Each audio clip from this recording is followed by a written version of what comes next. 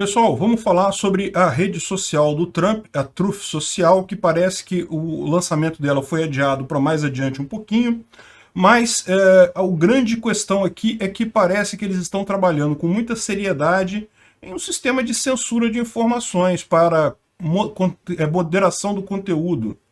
Uai, mas se vai ter moderação do conteúdo, qual a diferença para o Twitter? Vamos entender esse assunto. Essa notícia foi sugerida por usuário D. Obrigado aí ao pessoal que sugeriu a notícia. Obrigado a você que está assistindo o nosso vídeo. Se você gosta do nosso conteúdo, por favor, deixe o seu like, se inscreva aqui no canal, né? Então, tá todo mundo sabendo que o Trump vai lançar uma rede social dele, a Truth Social, e é uma coisa bem interessante, como eu falei para vocês. Eu acho que está faltando competição nesse mercado. O mero fato de haver um competidor tem feito o Twitter ser mais moderado na moderação dele na hora de fazer censura, né, evitando expulsar muita gente agora, porque sabe que qualquer pessoa que ele expulsar agora vai dar força para o aplicativo do Trump que vai surgir, e para os outros aplicativos também, o Getter, o Gab, o Parler, enfim, os vários outros, né? Como eu falei para vocês, a grande vantagem do Truth Social é justamente o fato de que o Trump vai estar lá.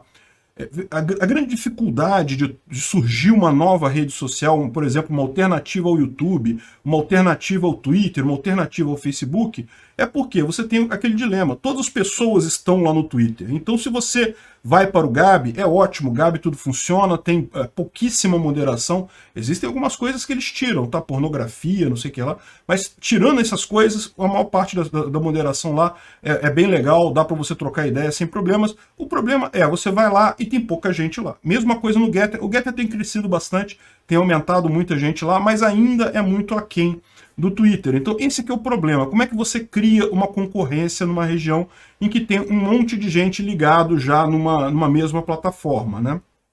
Esse efeito network, né, ele acaba favorecendo um monopólio no mercado. Não quer dizer que seja obrigatório, mas ele acaba favorecendo isso. Mas é aquilo que eu falo para vocês, monopólio que surge naturalmente no mercado nunca é problema. O único problema que existe é quando você tem monopólio imposto pelo governo. Por quê? O monopólio que surge no mercado dessa forma, se você se o Twitter começar a cancelar muita gente, cada vez mais gente vai para a concorrência, daqui a pouco ele criou um concorrente para ele exatamente no mesmo tamanho. Então já exige que ele se manere, que ele tome cuidado na hora de moderar, né? Pois bem, então o Truth Social está vindo aí, vai ser uma coisa que vai fazer diferença, porque o Trump vai estar lá, muita gente vai para lá, e aí certamente você vai ter um nível de competição muito grande. Aí, o que o pessoal está reclamando muito é justamente disso daqui. Olha só, eles estão desenvolvendo um mecanismo de moderação de conteúdo para garantir uma comunidade family friendly, ou seja, para a família, né? Um negócio, um conteúdo bem tranquilo. E veja, isso faz sentido. Tá? Tô vendo muita gente criticando o Trump por causa disso. Como assim? A gente está saindo do Twitter, você está saindo do Twitter, está fazendo toda uma outra plataforma por conta de censura, de banir o usuário, de proibir determinados assuntos, e no entanto você vai criar uma plataforma nova e vai ter conteúdo, moderação de conteúdo também? Como é que pode isso? Mas olha só, é o que eu falo para vocês, o Gabi passou por isso, o Parler passou por isso, todas as plataformas passam por isso. Por quê? No momento que você faz uma plataforma com liberdade de expressão, a esquerda vai fazer o quê? Vai lá naquela plataforma, vai criar um monte de usuário, vai começar a botar pornografia, false flag dizendo que apoia as coisas mais absurdas do mundo, né? Vão criar verdadeiros grupos neonazistas falsos dentro da plataforma, só para poder tirar print e mostrar para todo mundo, olha só, a plataforma do Trump está cheia de neonazista, né? É lógico que dá para fazer isso. É muito fácil fazer isso. É evidente que a esquerda vai fazer isso. Eles fizeram isso no Gab, já deve ter visto notícia por aí, né? Que Gab é a rede da extrema-direita, não sei o que lá. Por quê? Porque a esquerda fez exatamente isso lá. A rede social, originalmente, ela tinha a proposta de não ter nenhuma moderação de conteúdo, de nunca ser retirado nada de lá. O que a esquerda fez? Entrou lá em massa, começou a botar pornografia, começar a botar elogio a Hitler, esse tipo de coisas, absurdos completos. E aí tirava print daquilo ali e falava, olha, tá vendo, só tem maluco lá na Gabi, coisa e tal. E certamente vão fazer isso com o Trump também. Certamente eles vão tentar fazer isso com o Trump, tirar fazer prints, tirar ideias lá da rede, tentando vender ela como sendo algo absurdo, radical e coisa e tal. Então não tem jeito, o Trump não tem como evitar ter uma moderação desse tipo, isso vai ser necessário. E ele sabe que tem que ter isso desde o início, porque no momento que abrir a rede, isso vai começar no minuto zero, já vai ter um monte de esquerdista brigando para fazer esse tipo de coisa lá. Então, isso é uma preocupação deles. Eu não vejo isso daqui, tem muita gente falando que não, que absurdo. Como que o Trump vai fazer uma rede social contra a censura e já vai botar moderação de conteúdo? Eu vejo isso como inevitável, ele tem que fazer. É o que eu falo, o grande problema, moderação de conteúdo vai ter, você tem que ter um controle. Aquilo que é seu, você tem que controlar, não tem jeito, é o princípio da propriedade privada. A questão toda, a grande vantagem de haver essa outra plataforma é porque, imagina-se, ela vai fazer uma moderação de conteúdo que não vai tirar as ideias da direita conservadora. Então você vai estar livre do excesso do Twitter e vai ter um lugar para você falar competindo com o Twitter. No final das contas, o ideal é que, provavelmente eu imagino, vai banir muito mais o pessoal que é da extrema esquerda. Então pronto, você cria uma competição de mercado tendo coisas razoáveis. Pelo mesmo motivo, o Rumble também fala que faz, que ele tem lá um termo de uso, que ele tira vídeo e coisa e tal. Mas se você reparar, eu consigo colocar vídeos no Rumble com muito mais facilidade do que no YouTube. No YouTube, os vídeos seriam desmonetizados e até pior, meu canal seria cancelado. Lá no Rumble, não, eu consigo colocar sem problemas. Isso quer dizer que não tenha moderação no Rumble? Não, tem moderação sim. Se você botar coisa absurda lá, botar false flag absurda, eles vão tirar o vídeo. E tem que fazer isso mesmo, né? Então, cara, eu sinceramente não entendo porque o pessoal está reclamando disso. Eu acho positivo do mesmo jeito a Truth Social. Acho algo bacana e vamos em frente, vamos ver como é que fica, né? Tô ansioso para ver a Truth Social. Pessoal, vamos falar sobre essa coluna do Jorge Serrão lá na Jovem Pan, em que ele fala sobre alguns aspectos do Lula, particularmente o quanto ele está isolado. Vamos entender esse assunto. Essa notícia foi sugerida por Açúcar Azulado, José Neto e mais um monte de gente. Obrigado ao pessoal que sugeriu a notícia. Obrigado a você que está assistindo o nosso vídeo. Se você gosta do nosso conteúdo, por favor, deixe o seu like, se inscreva aqui no canal, né? Então, o primeiro ele começa falando algumas coisas que são mais ou menos óbvias, eu já tinha levantado isso daqui. É evidente que para Bolsonaro o ideal é ele ir para o segundo turno com o Lula. Eu não acredito que ele vá com o Lula, porque eu não acho que o Lula vá se candidatar no final das contas, mas ele certamente vai com alguém que está representado o Lula ali, alguém da esquerda, alguém que vai junto com ele lá, né? Que tem o apoio dele. Então, certamente essa ainda é o melhor para Bolsonaro, porque justamente vai chegar no segundo turno e ele vai poder colocar toda a questão do peso da corrupção, dos problemas do PT e esse tipo de coisa. Isso é o ideal realmente. Agora, o que ele coloca aqui é uma coisa muito interessante.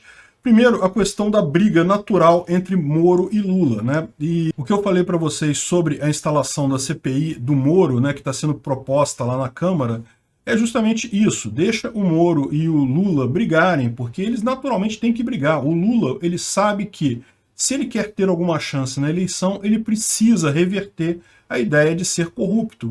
O brasileiro não gosta de corrupção por algum motivo que eu não consigo entender, né? O brasileiro realmente sente um ódio muito infernal, detesta muito esse tipo de coisa, embora aquilo que eu falo para vocês, uma vez que o dinheiro já saiu do seu bolso, ele já está perdido mesmo, ele já foi roubado pelo Estado, não tem mais utilidade nenhuma. Mas enfim, isso não muda como as pessoas encaram esse tipo de coisa. Então o Lula sabe que tem que destruir o Moro para conseguir ter reais chances na eleição. E vai aproveitar essa CPI para isso. Eu acredito sinceramente que o Centrão e o Bolsonaro não deveriam entrar nisso. Deixa os dois brigarem lá, porque no final das contas o que vai acontecer é isso. O Moro não tem chance de crescer na candidatura dele, então o que vai acontecer dessa CPI do Moro com o Lula é justamente ajudar o Lula. A eventualidade é essa, não teria nenhuma vantagem para o Bolsonaro isso daí, a menos que a CPI não fosse a CPI do Moro, fosse a CPI da Lava Jato, em que aí você colocasse as duas coisas, tanto as ações do Moro no processo, quanto as ações do Lula nisso daí. Aí sim você teria uma CPI que daria gosto de ver e que daria para fazer uma boa lavação de roupa suja por aí, ajudando muito o governo, né? Mas eu não sei se teria força também esse tipo de coisa, não sei se isso daí realmente teria viabilidade política, né? Mas enfim, o que está acontecendo aqui justamente é, como ele fala aqui, como o Lula está fraco. Esse eu acho que é o ponto interessante dessa coluna dele, né? Por que o Lula está fraco? Ah, mas ele está na liderança das pesquisas e coisa e tal, né? Está lá no topo, coisa e tal. Mas é o que eu falo para você, se você olhar a estrutura dele, uma pessoa que tivesse com tanta certeza de ganhar a eleição, a essa altura já estava distribuindo cargo, já estava fazendo ajuste, já estava todos os partidos do Centrão ali bajulando o cara, porque sabe que ele vai ganhar, então, poxa, tem que ir com isso daí, né? E ele fala aqui uma coisa, o Lula perdeu a aposta de que conseguiria reverter a favor dele o apoio do Centrão. E, de fato, essas pesquisas botando o Lula como franco favorito, claramente tinham o intuito de fazer com que o Bolsonaro perdesse apoio. Eu mencionei isso em outros vídeos. Essa sempre foi a ideia, fazer com que ele perdesse o apoio. Não necessariamente, depois tirava o Lula, botava outra pessoa, coisa e tal, não necessariamente para apoiar o Lula, mas tirar de Bolsonaro este apoio. E, de fato, isso falhou. O Centrão fechou com o Bolsonaro mesmo, e até mesmo o PMDB, que está tá nos meios termos ali, né? Tem muita gente no PMDB que prefere o Lula, mas tem muita gente que está mais alinhada com o Centrão, né? O Lula tentou dividir o PDT, mas também não teve nada disso. O Ciro... Imagina, um candidato como o Lula, que praticamente já está eleito, ele já sinalizou para o Ciro Gomes que daria espaço no governo para ele, e, no entanto, o Ciro Gomes parece que não vai desistir da campanha, não.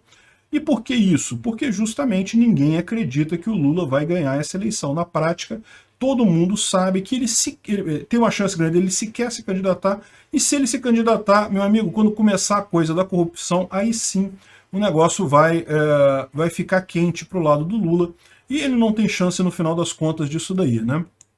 O ponto importante aqui é isso, você observar como o Lula está sozinho, ele só consegue atingir ou tentar pegar o apoio, até aqui, quem ele conseguiu trazer foi o Alckmin. O Alckmin, que é uma ovelha desgarrada do PSDB, que não tem futuro no PSDB, agora que o Dória basicamente tomou conta do partido lá em São Paulo.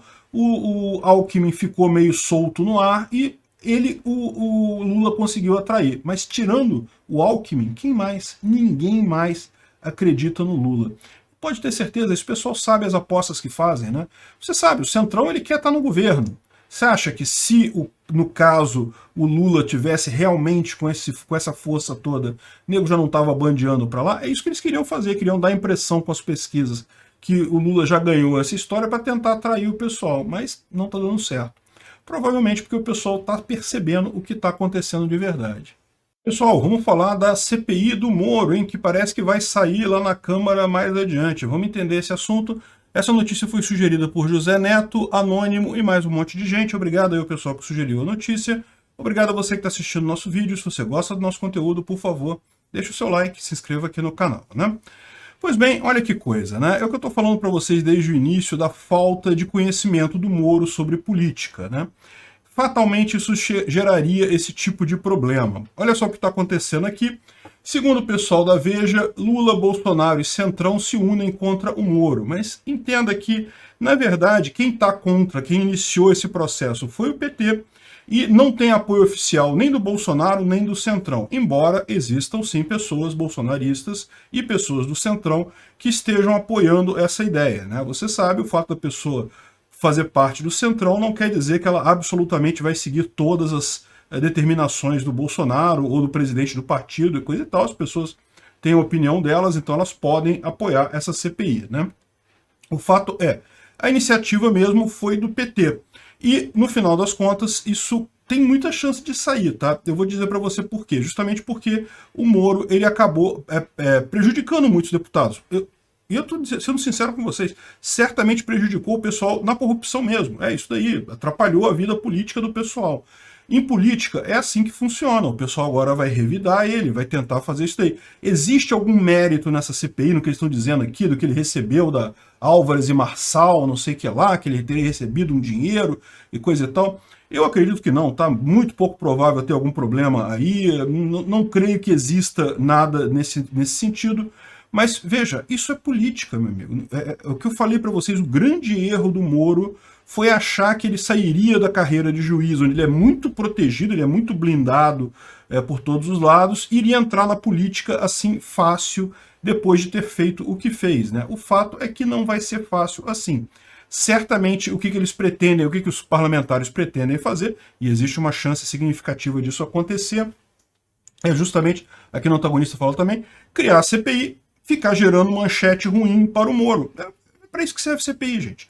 Essa ideia de que CPI serve para apurar crime, não, eu acho que não, a gente sabe para que serve a CPI. Olha a CPI da Covid, foi só para gerar manchete contra Bolsonaro, eles queriam enfraquecer o cara ao longo do tempo, não conseguiram muita coisa, em algum momento lá, com aquele negócio da Covaxin, conseguiram alguma coisa, mas mais do que isso, não foi nada significativo, não conseguiram sair do zero.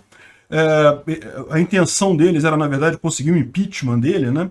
E no caso do Moro, claramente a intenção deles é justamente criar propaganda negativa para o Moro nessa época. E mais do que isso, ajudar ao PT. Então isso é um problema realmente com essa CPI. Eu acho que, sinceramente, o pessoal bolsonarista que está apoiando isso daí deveria pensar bem nisso daí, porque no final das contas isso vai beneficiar em muito ao Lula. Certamente a forma como isso será conduzido a gente não sabe. Se ficar realmente uma CPI mais equilibrada entre os partidos aí, tudo bem. Mas se ficar uma CPI, e tudo indica que vai ficar, né, porque foi iniciativa, foi do PT, ficar uma CPI focada em gente do PT, você já sabe o que vai acontecer, né?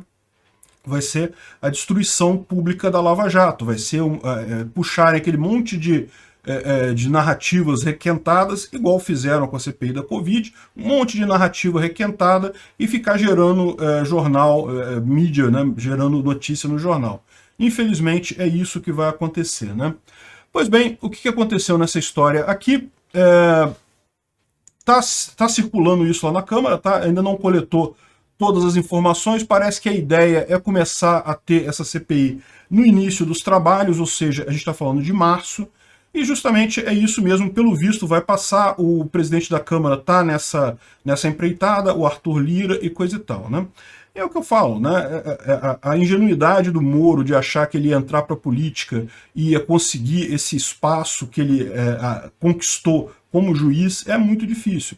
Ele jogou realmente a Lava Jato no lixo, ele é o grande culpado pela desmoralização da operação, com a sua visão de Tuareg, né? Eu alertei essa história, contei essa história lá atrás. Eu já falei para vocês, o cara vai acabar preso, tá? O que eu falo? Eu acho pouco provável que o Lula ganhe, mas se o Lula ganhar, meu amigo, o Sérgio Moro vai para cadeia, acaba preso, você pode ter certeza disso. Enfim, qual que é a história aqui, né? A história aqui parece que o Moro, quando saiu da presidência do Ministério da Justiça, ele trabalhou para uma empresa de consultoria ou de investigação americana, não sei exatamente o que, fez alguns trabalhos durante um período de 10 meses e, ao mesmo tempo, parece que essa empresa tem também negócio com algumas empresas ligadas à Lava Jato, né? Tem alguma coisa de suspeito aí? Eu acho que não tem nada demais aí. Mas é aquele negócio, do ponto de vista político, o pessoal vai explorar esse troço até o extremo. É a mesma situação da CPI da Covid. Tinha alguma coisa ali, algum problema, algum erro de Bolsonaro nisso? Não tinha nada de errado ali. Mas nego dá um jeito de explorar aquele negócio, de puxar de novo aquele negócio. O próprio Moro faz isso com a questão das rachadinhas, lá fica puxando notícia requentada para tentar atacar os outros. Então, assim, é normal. Esse é o jogo da política. Infelizmente, é isso daí. É aquilo, é falta de experiência política mesmo, né? Ele acreditou na conversa do Dória, que disse que se ele saísse do governo Bolsonaro naquele momento, o governo iria desmoronar. Essa era a expectativa do Dória.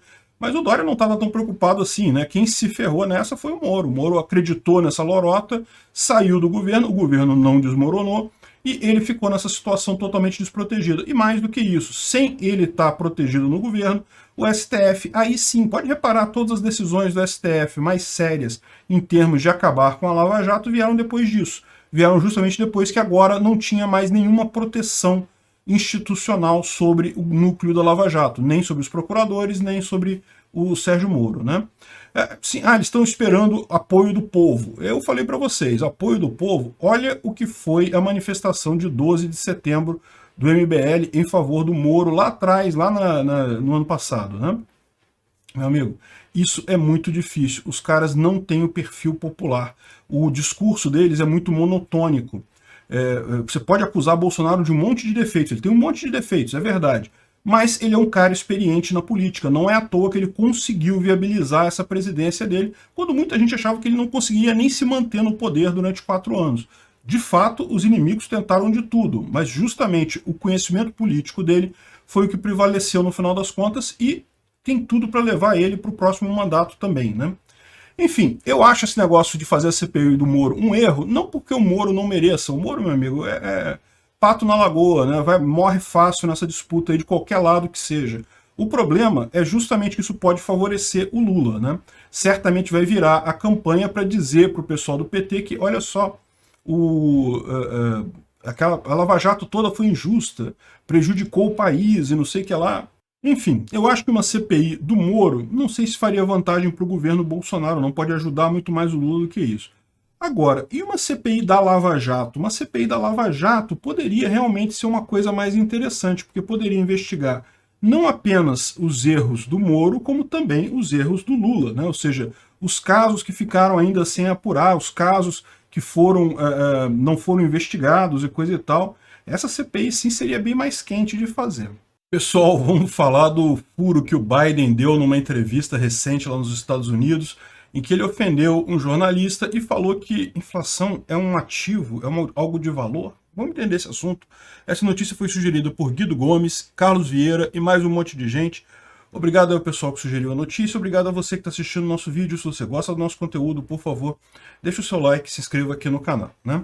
Pois bem, está dando muito o que falar lá nos Estados Unidos, né? O Biden não percebeu que o microfone dele estava ligado, e no final de uma reunião, teve uma reunião, uma coletiva de imprensa, e você sabe que essas coletivas de imprensa lá nos Estados Unidos têm sido todas coreografadas, né? O Biden, ele já sabe quais jornalistas vão perguntar, ele já tem a resposta, tudo coreografado antes. Ele não deixa jornalistas fazerem perguntas espontâneas, principalmente jornalistas da Fox News, né? Então, quando encerrou a entrevista, né, acabou o teatrinho ali de entrevista, um jornalista da Fox News perguntou sobre inflação. E aí, olha só o que o Biden respondeu, né? That's a great asset. More inflation. What a stupid son of a bitch. E o curioso dessa história toda é que o sistema lá de registro da coisa da Casa Branca registra tudo, cara. Não tem essa não. Se o presidente falou, entra no registro. Então, tem aqui a transcrição da conversa, né? E aqui, se você for no finalzinho, tem todas as perguntas que fizeram. Aí no final, aqui... O cara perguntando aqui, você aceitaria questões sobre a inflação, então? Você pensa que a inflação é uma vulnerabilidade política à frente da midterms? Né? Midterms é a eleição que vai ter lá esse ano, é uma eleição só para deputados e senadores, né? E o presidente, não, é um grande ativo, mais inflação, que estúpido filho de uma... Deixa para lá, né? Então, ou seja... Ficou registrado, está nos anais lá da Casa Branca agora o que o Biden falou. Tem duas leituras isso daí, tá? A primeira parte dele xingar o repórter e coisa e tal, isso daí é um detalhe, na verdade, vamos combinar, né? É lógico que esse pessoal tem comentários nada lisonjeiros sobre repórteres que fazem perguntas difíceis, né? Até aí tudo bem. A única coisa que fica estranha aqui é porque o Trump, por muito menos do que isso, mas muito menos mesmo, foi chamado de... ditador que está atacando a imprensa, está querendo acabar com a liberdade de imprensa. Tinha um repórter da CNN lá, o Acosta, que ficava fazendo um monte de pergunta para o Trump e coisa e tal, e o Trump se recusava a ouvir ele, falava que não ia falar com ele, e coisa e tal, e por isso diziam que ele estava atacando a liberdade de imprensa e coisa e tal, que absurdo. Será que a imprensa americana vai lembrar de fazer a mesma coisa com o Biden, agora que a situação inverteu, né? Dizer agora que ele se recusou a responder a pergunta, evidentemente, estava já encerrada a reunião, mas não, foi além disso, ele não apenas se recusou a fazer a pergunta, ele insultou diretamente o repórter, né? Enfim, é aquele negócio que a gente sabe qual é a questão, né? A gente sabe o peso desse negócio, a grande hipocrisia que há por aí. Como eu falo para vocês, é claro que a mídia quer muito mais socialismo, né? Ela vive disso, ela vive hoje em dia de ajuda do governo, ela não tem mais público por ela própria. Então ela tem que correr atrás de mais socialismo, de mais gente que queira bancar a própria mídia, né? Então, é isso daí, esse ponto é o ponto que eu acho menor. O outro ponto é o seguinte, Biden estava sendo irônico ou não? Porque uma leitura que você pode fazer dessa primeira parte aqui, não, é um grande ativo, mais inflação, é que ele estava sendo irônico, né? É lógico que inflação é uma coisa ruim para as eleições esse ano, todo mundo sabe que é. Provavelmente foi isso, ele quis dizer que, né, ele falou ironicamente, né? Lógico que inflação é uma coisa ruim, não tem o que dizer, né? Agora, será que não é o contrário? Será que esse cara não está falando realmente com razão? Ele realmente não acha que inflação é uma coisa positiva para ele, né? Mais inflação, não sei o que lá. E olha, existe gente que realmente pensa desse jeito. Vocês sabem a teoria monetária moderna, que em inglês fica MMT, né? É a nova queridinha dos presidentes por aí. É mais uma reencarnação dos ideais do Keynes e coisa e tal. No final das contas, esse tipo de coisa vai gerar problemas lá na frente, mas como sempre acontece com políticos, aquela ideia, qualquer coisa que justifique você imprimir dinheiro agora para ter ganho político, vale a pena. O que o Biden está tentando claramente com esses muitos pacotes de estímulo trilionários que ele está fazendo? Ele está querendo gerar uma bonança individual, ou seja, uma bonança temporária, que foi o que o Lula fez aqui no Brasil no início dos anos 2000, se imprime dinheiro, dá dinheiro para todo mundo, a economia dá um boom, né? Ela cresce muito rápido, porque justamente está todo mundo com dinheiro, todo mundo correndo atrás de fazer coisas novas, de investir, de comprar e coisa e tal, mas esse tipo de coisa gera efeitos muito ruins a longo prazo. Primeiro, é a inflação, evidentemente, mas no que você expande a base monetária, você já está gerando a inflação, né? Isso vai causar aumento de preço mais adiante fatalmente, mas não só isso, esse excesso de liquidez todo acaba desarranjando toda a economia mais para frente, mas é aquele negócio, é mais para frente. É isso que esse pessoal se apoia no final das contas, fazer essa lambança toda para lá na frente colher os frutos, né? Então talvez o Biden não estivesse sendo irônico nisso daqui não, ele realmente acha que inflação é uma coisa positiva, ele quer inflacionar mais, pelo menos é o que dá a entender realmente, pelas ações dele, né? Embora aqui nessa frase possa parecer mais como uma ironia, na prática parece que as ações dele concordam com esse ponto que ele fala aqui. Pessoal, infelizmente veio a falecer o Olavo de Carvalho, o professor Olavo de Carvalho, lá nos Estados Unidos. Vamos entender esse assunto. Essa notícia foi sugerida por Conrado Serpa, Paulão Guedes e mais um monte de gente. Obrigado ao pessoal que sugeriu a notícia. Obrigado a você que está assistindo o nosso vídeo. Se você gosta do nosso conteúdo, por favor, deixa o seu like, se inscreva aqui no canal, né? Pois bem, é uma pena realmente, é uma pessoa que eu tinha muita admiração, não concordo com todas as ideias dele, aliás, isso eu falo de todas as pessoas, mas concordava com muita coisa que ele falou e, lógico, reconheço a importância dele para a filosofia e para a política brasileira, tá? O cara foi um visionário, realmente. Ele foi o primeiro aqui no Brasil a falar contra a esquerda. Por isso associam muito ele a Bolsonaro e coisa e tal, mas na verdade o movimento dele é muito diferente desse. É muito anterior a Bolsonaro e certamente vai durar muito mais tempo depois disso também. Talvez para os jovens de hoje não consigam entender exatamente a importância desse tipo de coisa. Hoje a gente está no Brasil, um Brasil dividido.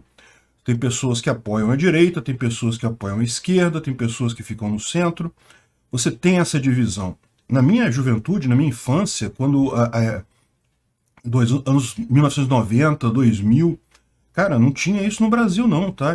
O Brasil era todo mundo de esquerda, não tinha um partido no Brasil que se dissesse de direita, não tinha um candidato que falasse contra o socialismo, contra o comunismo, contra as pautas típicas da esquerda de assistencialismo, de mais universidades públicas, de mais empresas públicas.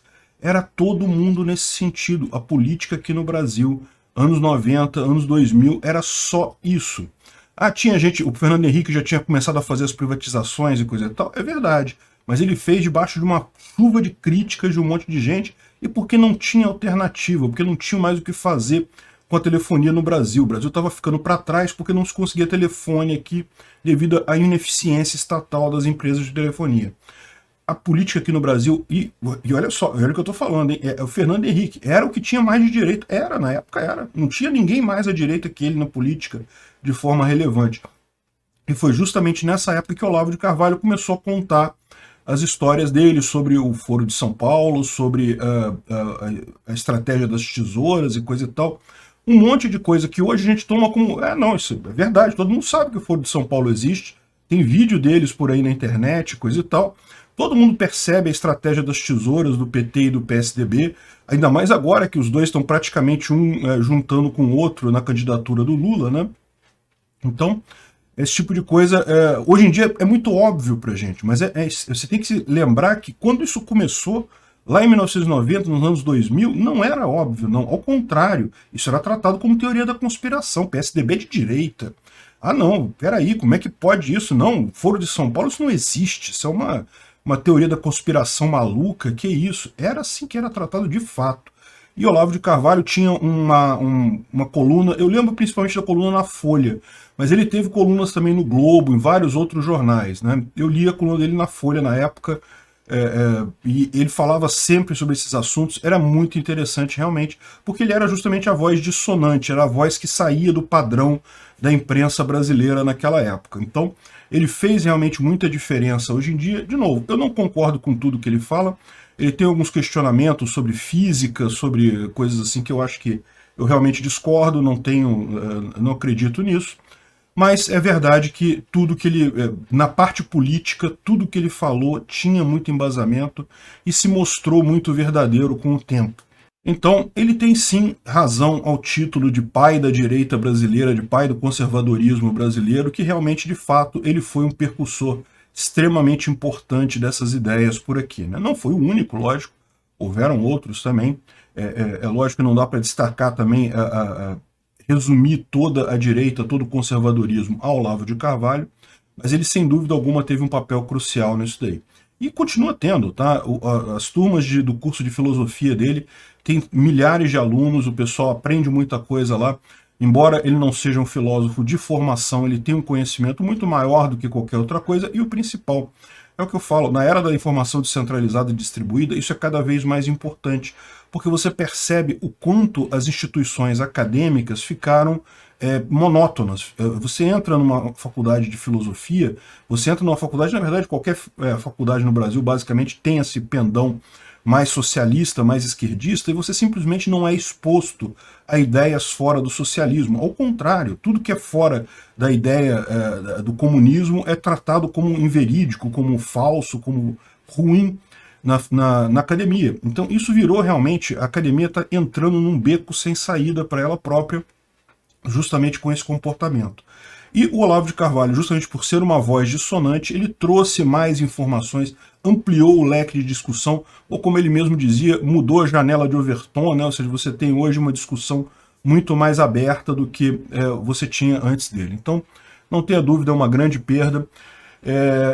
Eu não sei dizer qual é a causa da morte dele, tá? É lógico, eu vou mencionar isso daqui apenas porque não acho que isso aqui seja relevante de forma alguma, mas certamente a esquerda vai usar esse tipo de coisa para atacar o Olavo de Carvalho. Já estão fazendo isso, se você for no Twitter você vai ver isso, mas é importante a gente entender essa história.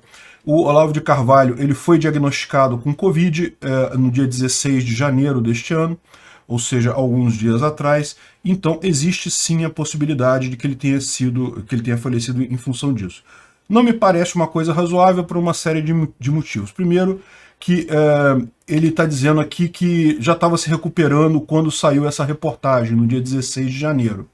Então, em tese, ele já estava melhorando, não tem por que achar que ele piorou depois disso e teve problema, mas é uma possibilidade, né? Então é isso, certamente a esquerda vai usar essa morte dele para atacar uma série de coisas aí, uma série de pautas na direita, de forma absolutamente injusta, mas bem, é isso que eles fazem, não é mesmo?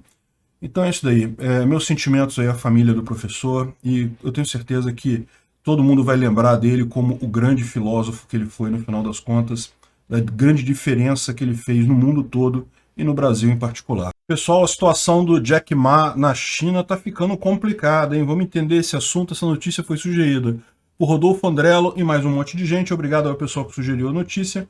Obrigado a você que está assistindo o nosso vídeo. Se você gosta do nosso conteúdo, por favor, deixa o seu like, se inscreva aqui no canal, né? Então, olha que coisa. A notícia é a seguinte, a mídia estatal chinesa implica o Ant Group, que é uma empresa do Jack Ma, em um escândalo de corrupção. E aqui é que você vê o grande risco dessa história toda, né?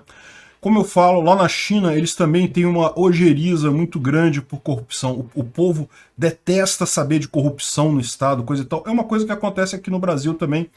Eu já falei para vocês, eu como libertário acho que corrupção é intrínseco ao Estado, faz parte do Estado, não tem como separar uma coisa da outra. O Estado é uma grande corrupção, não tem outro propósito no Estado que não seja esse, então não faz diferença a corrupção para mim. Mas repara o risco que eu quero apontar aqui, que é justamente esse risco que a gente tem aqui no Brasil também com alguns candidatos que querem se eleger na bandeira de ser contra a corrupção, né? Por exemplo, aqui você tem o caso de como a coisa funciona lá na China. Lá na China, o Xi Jinping ele tem muita força no parlamento de lá, justamente porque o governo dele fez várias ações anticorrupção e tirou praticamente toda a oposição que ele tinha dentro do partido, né? O PCC chinês, o Partido Comunista da China, ele é uma entidade enorme e, como é esperado, você tem várias facções lá dentro e, é lógico, nem todas gostavam do Xi Jinping, aquelas que eram mais fortes, ele foi lá e tentou limar todas elas com essa ideia de caça à corrupção. Qual que é o problema aqui? O problema aqui é exatamente esse. Usa-se a palavra corrupção como uma coisa muito ruim e justificando com isso de se desfazer de adversários políticos. E agora estão fazendo exatamente isso com o Jack Ma.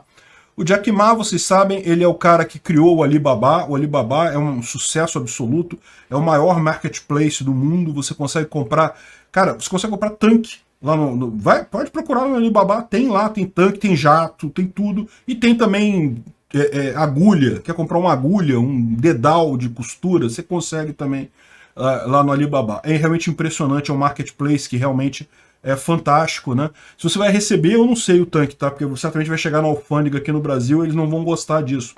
Mas que você pode entrar lá e achar, você vai entrar e vai achar. Então, é lógico, com o sucesso do Alibaba, ele criou uma fortuna, é uma das pessoas mais ricas do mundo todo, na verdade, né? Mas aí você vem com essa história justamente de ver que, olha só, o governo chinês já estava agindo contra ele, já multou ele, já arrumou um monte de confusão. O próprio Ant Group, que é o grupo dele de pagamentos automatizados, né, que ele tem lá também a parte de pagamentos automatizados, ia ter o IPO, né, ia ter liberação de ações, abertura de mercado, e a China proibiu, não pode, não sei o que lá, prejudicou ele. Por quê? Porque ele, em uma reunião, criticou o Partido Comunista Chinês. No que ele criticou o Partido Comunista Chinês, o partido se sentiu acuado, porque ele é uma pessoa muito influente, é uma pessoa que tem voz na China, que as pessoas ouvem. Rapidamente deu ruim isso daí para ele, e ele chegou a ficar desaparecido uma época, ninguém sabia onde é que ele estava, e agora parece que ele voltou, mas parece que vão ligar ele a esquema de corrupção, e aí você tem esse problema, que é o que eu falo, né? Como a população tipicamente, ligou a corrupção, já joga como se fosse a pior coisa do mundo e coisa e tal, e vamos executar o cara. E lá na China tem isso, né? Lá na China você pode ser até executado por corrupção. A situação fica muito complicada lá, né? Isso aqui serve como um alerta pra gente também. É o que eu falei pra vocês, eu nunca neguei, não. Eu sei que tem muita gente por aqui, o brasileiro tipicamente não gosta de corrupção, isso é verdade, eu sei disso. Por quê? Porque tipicamente o brasileiro ainda acredita no Estado, acha que o Estado é uma coisa positiva.